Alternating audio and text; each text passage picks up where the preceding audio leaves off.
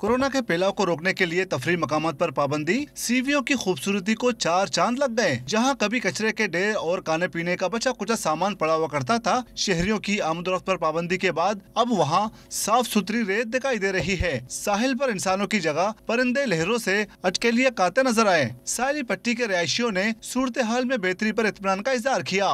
जब पब्लिक आएगी तो यहाँ पे वो ही गंद उसी तरह मचेगा, सब कुछ तो होगा। गवर्नमेंट को कुछ इस तरह का ख्याल नहीं है। देखें अभी जितना ये क्लीन है, अगर ये रेगुलरली क्लीन हो हमारा सी व्यू, तो हमें कौन बंदा जो यहाँ आने को दिल नहीं करेगा। आज जो है ना, कराची का सी देख के कुछ अलग नज़ारे नज़र आ रहे हैं कि पहले गंद ही गंद था पब्लिक आने की वजह से, और आज माशाल्लाह से बिल्कुल साफ़ है। और मैं यही कहूँगा कि पब्लिक आने से पहले जितनी सफाई है वो हो जाए, और बाकी पब्लिक भी आए और वो डस्टबिन यूज़ करे। पिकनिक की इजाजत मिलने के बाद भी अगर शहरी साफ सफाई का ख्याल रखे तो साहिल का ये हुस्न और दिलकशी बरकरार रह सकती है। कैमरामैन फकीरा बीके के साथ शफी बलोच, डॉन न्यूज़, कराची।